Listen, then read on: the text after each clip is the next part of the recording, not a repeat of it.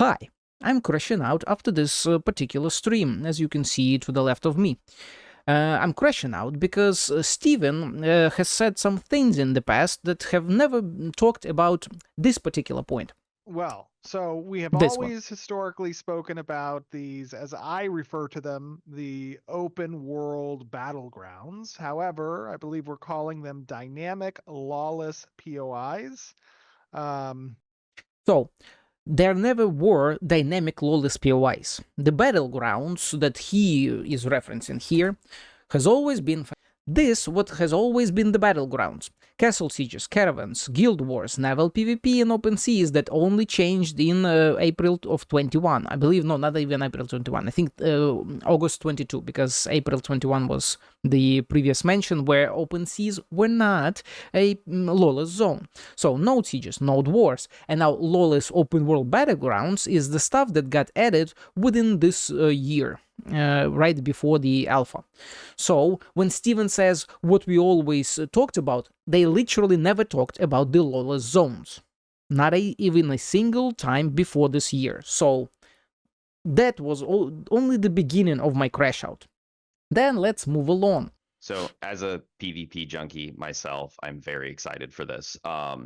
Basically what this is going to be is on a rotating schedule, POIs in the world are going to become lawless for a period of time.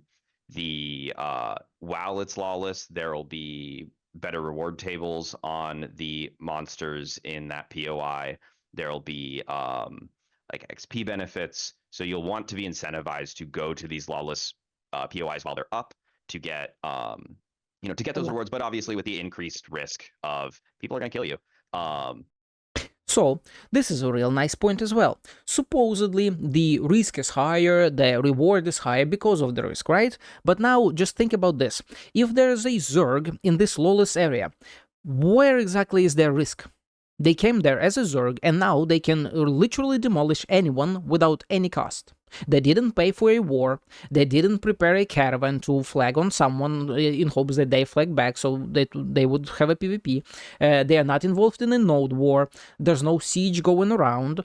What other battlegrounds did we have here? Guild Wars, yeah, no caravans, no sieges, no war. So, like, all the previous battlegrounds that previously was stated, until we got the lawless bullshit, they all had proper costs behind them. And they all had proper meaning behind them, because the people that would have used them would have done so with the explicit goal of competing against someone, rather than having just a location where you are free to genocide anyone you want without any cost to you, any risk to you. Because what Zerg has, what risks does a Zerg have exactly? They are literally a Zerg. That's the whole point. There's a mass of people that can destroy anyone they want. Also, for the gankers out there and the PvPers, the solo PvPers, they're asking for this, just begging and posting dubs, poggers, and whatever the hell in chat. What are the risks for them?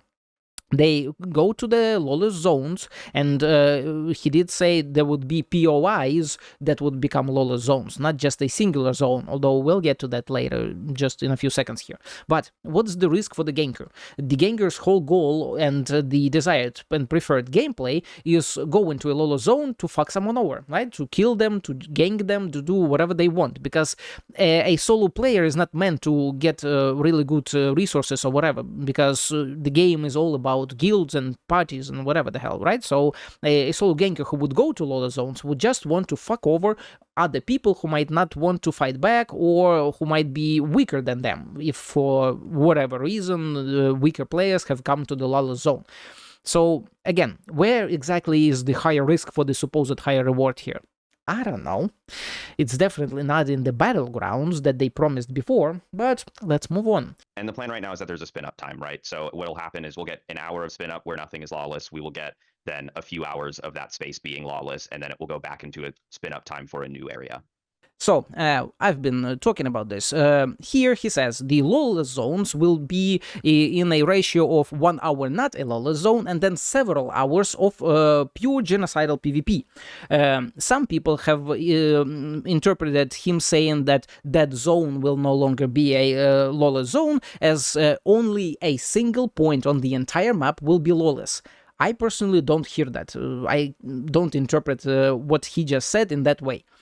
We'll have to see in testing, of course, but at that point, if it is a single zone in the entire world that's only PvP for a few hours out of the insanely massive map, where exactly is the good gameplay there? And I can spin it around later at a later point when I am trying to argue for the better corruption system and better battleground events. In terms of, I want more PvP. I don't want less PvP here, but I think that lawless zones will create less PvP, especially if the interpretation that there would only be a singular lawless zone on the entire map, that is barely any fucking PvP. But let's move forward. 7:30. That's right here. So let's just this flow. is going to be opportunities, I think, for obviously different guilds and different player groups to try to contend for those advanced either resources or broader reward tables, including higher experience, unique drops that are opportunistic within those areas, and there might even be resource nodes that spawn in these periods of time that could include things like relics or crates that can be resourced out and spawn in the world in these locations to take back to your nodes. So what Steven just said is that lawless zones will be the best source of content and the best source of rewards in the game, because they will be the highest reward points, again, right? Supposedly, because they are higher risk. But as I previously stated, where is the risk for people who would go there precisely to just farm those higher rewards? For the Zergs, for the gankers, there is no risk. There is literally no risk by default, because they are PvPers, and they only just want to PvP. Or if it's a Zerg, they really don't care about PvP, because they just roll over whoever they want. There is zero risk for the much higher reward now. So that's bullshit, I believe, Steven. Now let's move forward. And now, Beast and anybody who's saying make red viable, that will not be the case. So the game design will not change. Red is not a viable condition. It is explicitly a game design that is a deterrence. So if you continue to ask that, it's not going to be the case. That is not the game design. Funny you say that, Steven, as you have literally, like 10 minutes ago, explained a system where people can grief and kill anyone within that region for free, for no risk, for higher reward at that. Ooh, I am so crashing out. I am so hardcore crashing out. Where exactly is the reasoning behind the corruption system now? If lawless zones provide better rewards, if lawless zones provide better opportunity and reason to people for people to go there and fight each other and whatever, why exactly shouldn't stronger players just snowball everyone on the server? Because now they are free to go to the best rewards in the game and then just murder anyone, genocide style.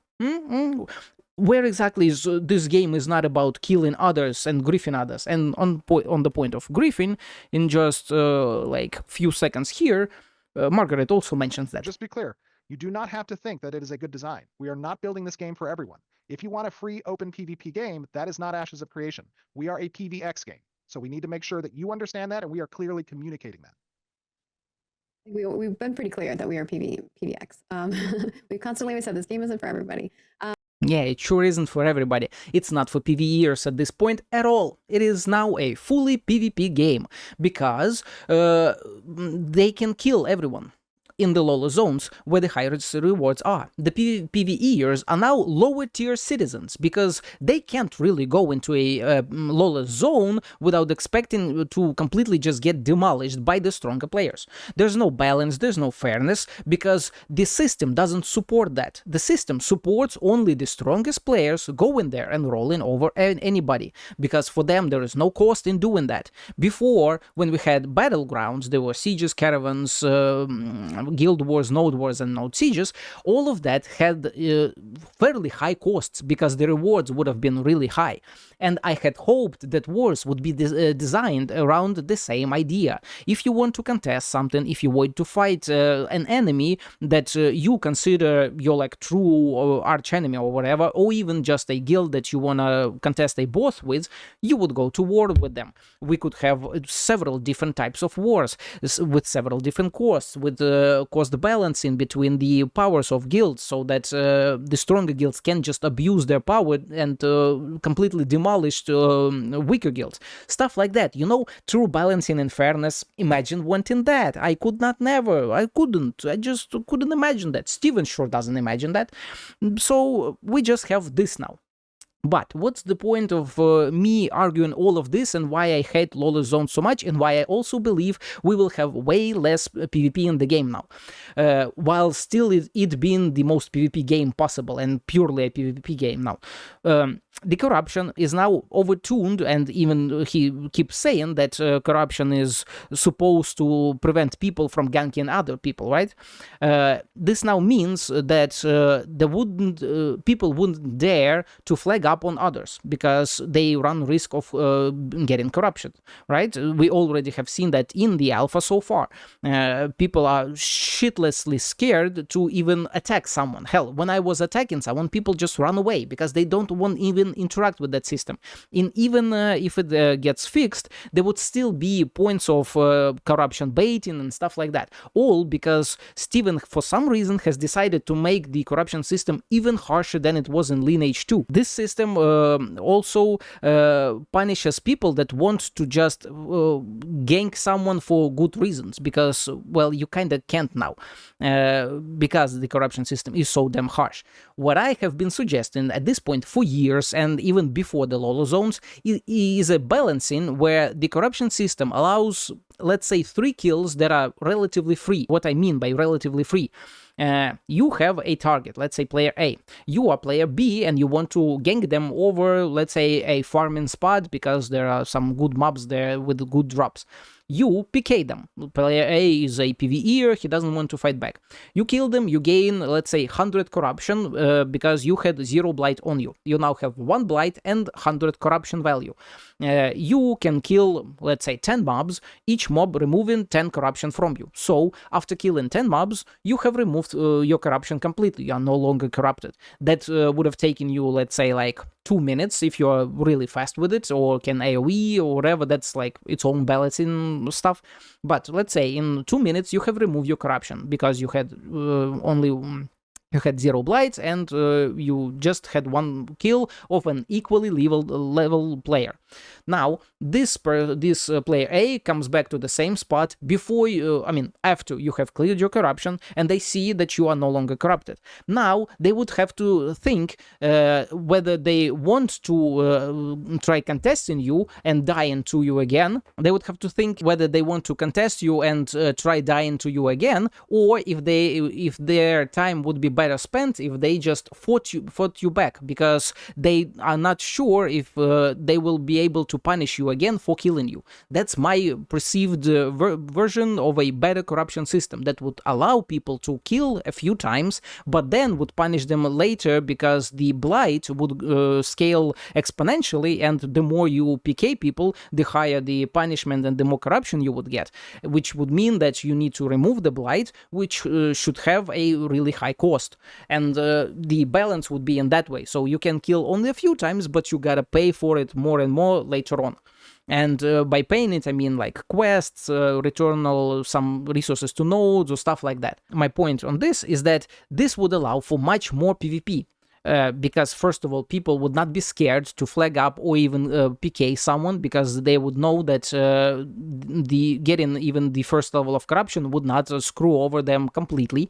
Second of all, the players that are slightly closer to the PvP scale on the PvX scale would think twice before deciding to not fight back at all, because they would think, what if I can't punish them? What if no one can catch the PKer and they don't get any punishment at all because they don't have blight on them? And now would it be better for me to just fight back and either win or at least lose less of my stuff that's on me right now, and also lose less time? because if I do win, I just keep my farming spot and I can fight further. And if I do lose, at least I lost less time. I mean, less items, which means that I lost less progression time instead of dying as a green and losing a shit ton of resources. Because Steven also loves us losing resources a ton, which he also mentioned as a reason behind the change of PvP event death penalties.